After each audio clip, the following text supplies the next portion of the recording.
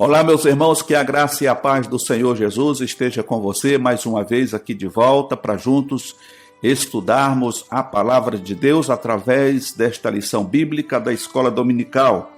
Estudando hoje a lição de número 9, que traz por título A Fidelidade, a Bondade e Veracidade de Deus. Lição muito importante desse trimestre da editora Betel. Então vamos aqui ao textuário que diz: a benignidade do Senhor cantarei perpetuamente com a minha boca, manifestarei a tua fidelidade de geração em geração. Salmo de número 89, verso 1. A verdade prática vem dizer: podemos descansar na fidelidade, bondade e veracidade do Senhor, pois ele não muda. Os objetivos desta aula hoje é: primeiro, ensinar que a fidelidade é a marca registrada do cristão. Segundo, mostrar que a bondade de Deus está ligada ao amor. E, em terceiro lugar, ressaltar que a veracidade de Deus está no seu caráter. Então, a veracidade de Deus não muda porque faz parte do seu caráter. Vamos aqui para a introdução, mas antes, querendo fazer aquele lembrete especial para você que tem nos acompanhado, de que se ainda não é inscrito no canal, se inscreva no canal, ative o sino de notificação. Você que tem gostado dos nossos conteúdos, dos conteúdos que temos postado aqui, de ensino, esse subsídio que temos feito aqui, deixe sempre o seu joinha positivo, para que assim possamos alcançar mais pessoas. E se você não tem gostado, também não há motivo e nem problema você deixar um dislike aí, tá bom? O importante é que você interaja, que você participe, inclusive fazendo aí as suas perguntas. Se ficou alguma coisa, alguma dúvida e que você gostaria de ser respondido à luz da Bíblia, faça a sua pergunta. Estamos aqui para responder à medida daquilo que você nos perguntar, ok? Vamos então à introdução quando diz: o salmista diz que a sua boca anunciará a fidelidade de Deus, não se calará. Esse atributo é próprio dele, pertence à sua natureza, é algo que o destaca, aquilo que é inteiro do seu caráter, não é mutável e nem enganoso. A fidelidade de Deus, aqui do ponto 1, diz: a fidelidade de Deus não está atrelada à nossa fidelidade, pois nós somos falhos e volúveis nos nossos pensamentos, propósitos e promessas.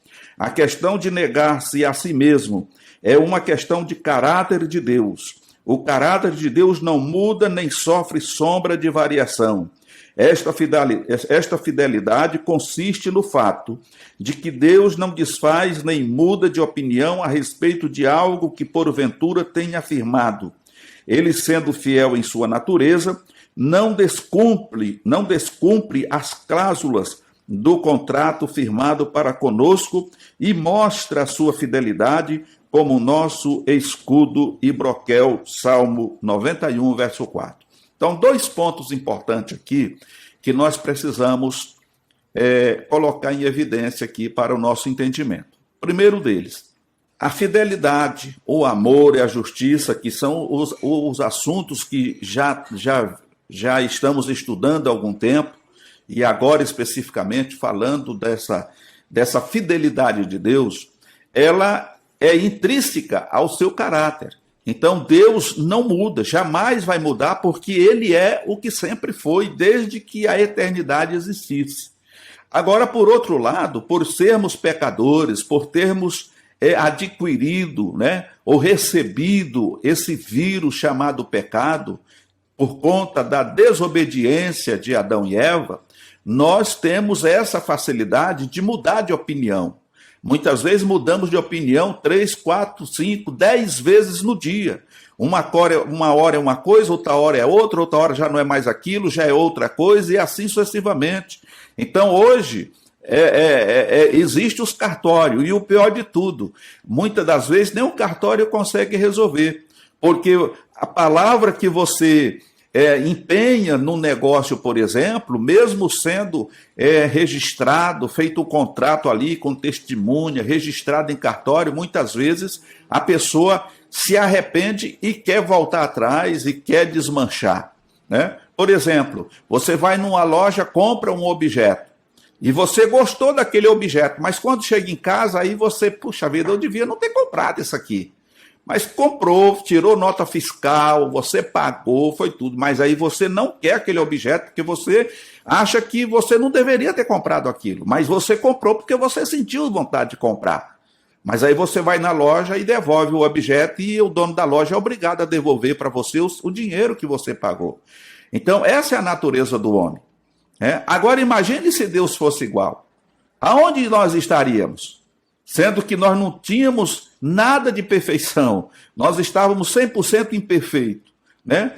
Dominado pelo pecado, sendo, né, aborrecido por Deus, porque Deus aborrece e abomina o pecado. Então Deus, quando olha para o homem, Deus não suporta olhar para o homem na situação que ele se encontra. E se hoje Deus olha para nós, se hoje Deus ele nos ama e nos recebe como filho, não é pelo mérito de sermos bonzinhos ou por estar no mesmo grau de entendimento de Deus ou no mesmo parâmetro, né? No mesmo nível que Deus está. Não.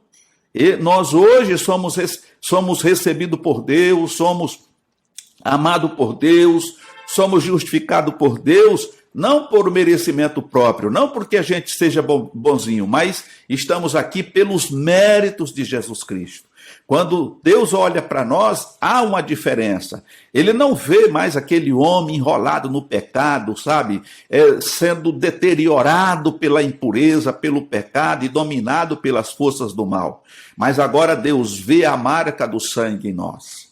Deus vê nós purificados pelo sangue de Cristo. Então há essa diferença. No entanto, Deus não muda, porque se Deus mudasse, nós já não estaríamos aqui contando a história, né? Mas quando Deus ama o homem, o mundo de tal maneira, é porque Deus tinha a porta de escape para nós, isso desde antes da fundação do mundo. É o que a Bíblia nos afirma. E louvado seja Deus por isso. O segundo ponto vem dizer: Deus tem os seus desígnios, projetos, planos, aquilo que ele colocou como realização. Todas as intenções de Deus já se cumpriram ou ainda vão se cumprir cabalmente. O propósito de Deus continua o mesmo desde a criação do mundo, quando o homem caiu, que haveria de nascer um redentor que esmagaria a cabeça da serpente, conforme Gênesis 3, verso 15. O propósito de Deus na salvação da humanidade e depende da aceitação ou não de alguns homens e de Satanás com seus anjos, pois vai acontecer. Fiel é Deus, pelo qual fostes chamados para a comunhão de seu Filho Jesus Cristo, nosso Senhor. Então, nós vemos aqui que antes da fundação do mundo, Deus já tinha construído ou criado ali o projeto, o plano da redenção. Então, muitas das vezes as pessoas se questionam e ficam pensando, Deus foi pego de surpresa. Não, não foi. Deus não foi pego de surpresa, mas Deus deu a liberdade, deu livre-arbítrio para o homem para que ele administrasse toda a situação. No entanto, como falamos na lição passada, Deus disse, olha, de todos os frutos das árvores desse jardim, você pode comer livremente. Você pode fazer o que você quiser, porém, e aí está o segredo, do fruto daquela árvore, do chamado conhecimento do bem e do mal dele, não comereis, porque no dia que você comer, você vai morrer. Então, veja bem, o homem, o casal, Adão e Eva, eles não só tinham a liberdade de administrar todo o Éden, todo o planeta Terra, que estava sob o seu domínio, melhor dizendo, e juntamente com seus filhos, porque a ordem de Deus foi que eles crescessem e se multiplicassem, né? Fossem fecundos na terra, se multiplicassem, né? Assim como todos os animais. Então eles iam administrar o planeta. Mas a partir do momento que ele pecou, então ele perde não só o direito de de viver eternamente, porque agora a morte passou a fazer parte da sua vida, né?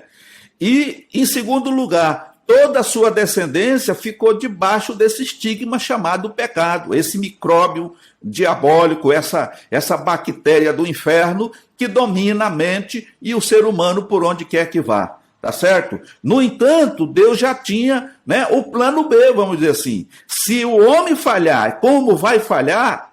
Porque Deus não precisa que ninguém avise nada para ele, porque ele é onisciente, então ele sabia o que ia acontecer. O homem vai falhar, mas eu tenho a solução definitiva para esse problema. E aí ele promete que da semente da mulher nasceria um que esmagaria a cabeça da serpente. Essa serpente é o diabo e os seus anjos caídos. E independente deles querer ou não, a promessa se cumpriu. No decorrer do tempo, o Senhor Jesus veio, se encarnou, tornou-se homem como nós, se identificou conosco e cumpriu toda a justiça de Deus. Louvado seja o nome do Senhor. E aqui ainda diz que muitas pessoas não vão aceitar essa justiça de Deus, não vão querer aceitar essa dádiva que Deus dá. Isso não importa. O importante é que o evangelho vai continuar sendo pregado, porque é uma ordenância do Senhor Jesus, quando disse: ide por todo mundo, pregai o evangelho a toda criatura, quem crê e for batizado será salvo, e quem não crê será condenado. Então o importante é que nós possamos estar alicerçados nesse projeto de Deus para dar sequência ao trabalho que o Senhor está realizando, né, em nós e através de nós para alcançar outras vidas. O segundo ponto diz, o outro ponto diz aqui: as promessas de Deus são afirmativas de que se dará ou fará alguma coisa. É um compromisso oral ou escrito em sua palavra. Algumas promessas já aconteceram, outras ainda vão acontecer, até que se cumpra cabalmente tudo o que ele prometeu. Promessas de bênçãos terrenas, promessas de bênçãos celestiais. Tudo o que prometeu vai acontecer. Sua fidelidade garante. Se você tem promessa de Deus na sua vida, descanse na fidelidade do Senhor, pois ele, além de ser fiel, é poderoso para cumprir, desde que você não saia da posição que o próprio Deus o colocou. Mantenha a postura de fé e não altere o percurso que Deus a escolheu. Então aqui nós estamos vendo, nesse terceiro ponto aqui, que Deus faz promessas. Deus nos prometeu vida eterna através do seu Filho. E todas as outras promessas que temos aqui neste plano, seja no sentido da prosperidade, seja no sentido espiritual, se Deus te prometeu alguma coisa, você tem que se manter firme, porque Deus é fiel e ele jamais vai deixar de cumprir aquilo que prometeu. Por quê? Porque Deus quer o bem dos seus filhos. Nós hoje somos o Israel de Deus, ok? E gozamos das benesses que Deus tinha para o povo no passado. O povo abriu mão, o povo escolhido por Deus abriu mão, não reconheceu o Senhor quando veio, mas todos quanto receberam, está escrito em João capítulo 1, Deus lhes deu o direito de serem chamados ou feitos filhos de Deus, a saber os que creem no seu nome. Nós cremos no nome do Senhor Jesus, aceitamos o seu sacrifício, portanto, passamos agora a fazer parte desta promessa. Agora, a advertência aqui é que, se Deus fez promessa na sua vida, você precisa permanecer firme na posição que Deus te colocou. Você não vá nem para a direita nem para a esquerda, porque se você sair de debaixo da promessa, com certeza, essa promessa vai ser retardada. Não é que você vai perder, mas na hora que a promessa chegar para a sua vida, se você não está na posição, a promessa não vai se cumprir na sua vida. Se Deus prometeu bênção na tua vida, ela virá no tempo certo. Se Deus prometeu te prosperar com riquezas materiais, elas chegarão no momento certo. Mas você precisa estar firmado nesta fé e permanecer firme na presença do Senhor. Louvado seja o nome do Senhor. Glória a Deus por isso. Vamos ao outro ponto aqui. O outro ponto diz assim: A veracidade ou a verdade de Deus é o atributo que o define como perfeitamente confiável. Tudo que há em Deus, assim como o que ele fala, é verdadeiro. A Bíblia chama o Deus Trino de verdade ou verdadeiro. Deus criou o mundo real e Deus revela a real verdade sobre ele mesmo por meio da sua criação. A realidade é que Deus criou e sustenta. O seu governo se estende pela sua providência imutável. A veracidade é um dos múltiplos aspectos da perfeição divina, pois Deus é, ao mesmo tempo, veraz e perfeito. Então nós vemos aqui que tudo que existe hoje existe porque Deus criou. Deus criou todas as coisas. Deus criou os céus e a terra. Deus criou toda a natureza. Deus criou os animais. Deus criou o homem à sua imagem e semelhança. E ele sustenta todas as coisas com a destra da sua justiça. Diz ainda o primeiro ponto aqui: o Senhor Deus é a própria verdade. O profeta Jeremias declara: mas o Senhor Deus é a verdade. Ele mesmo é o Deus vivo e o Rei eterno. Ele fez a terra pelo seu poder, ele estabeleceu o mundo por sua sabedoria e com a sua inteligência estendeu os céus. Quando a palavra veracidade é usada com relação a Deus, significa que o caráter de Deus é inteiro, sem falta, inalterável. Há 3 palavras que podem ser empregadas para descrever a integridade de Deus. Primeiro, Deus é verdadeiro, ele é real, não fabricado, não inventado, nem por imitação. Segundo, Deus é veraz, ele só age e fala dentro da esfera da verdade. A falsidade é contrária à sua natureza. E terceiro, Deus é fiel, ele fará tudo o que prometeu. A mentira não faz parte da natureza de Deus. Deus não é homem para que minta, nem filho de homem para que se arrependa. Porventura diria ele e não o faria, ou falaria e não o confirmaria? Então aqui está a questão absoluta desse atributo de Deus. Deus é verdadeiro, ele é a própria verdade. Então, tudo que Deus prometeu através da sua palavra, ele vai cumprir. O que não se cumpriu ainda, está se cumprindo e vai se cumprir o restante. E uma delas, irmãos, é o nosso encontro com o Senhor Jesus nos ares. Pois é uma promessa de Deus. E o Senhor Jesus, antes de partir, ele disse: eu irei, e se eu for, eu voltarei outra vez para levar-vos para estar comigo, para que aonde eu esteja, vós possais estar também. Está registrado em João 14. Por isso ele disse: não se turbe o vosso coração. Não há razão e nem porquê o cristão, nos dias de tanta turbulência, viver com o coração turbado, preocupado. Como vai ser agora? Será que eu vou morrer? Será que eu não vou morrer? E se essa doença me pegar, como é que vai ser isso? Irmão, nós temos uma promessa. O Senhor Jesus voltará em breve para buscar o seu povo. E se Jesus não voltar para arrebatar a igreja coletivamente, eu, você, nós poderemos ir ao encontro dele. E o meio pelo qual Deus vai usar, se servir para que esse encontro aconteça, pouco importa. O importante é o que Deus prometeu, ele não vai deixar de cumprir. Você tem promessa de Deus na sua vida? Então glorifique a Deus e exalte o seu nome, porque Deus é fiel e ele jamais mudará. Eu mudo, você muda, nós podemos mudar. Nós somos infiéis, mas se permanecermos firmes na fé, temos a convicção de que tudo que Deus prometeu, prosperidade, saúde, alegria, mesmo em meio a grandes aflições, sentimos alegria, paz, harmonia no Espírito Santo. Isso é certo que teremos. Que Deus em Cristo te abençoe e te guarde. Querendo Deus, estaremos de volta numa próxima oportunidade.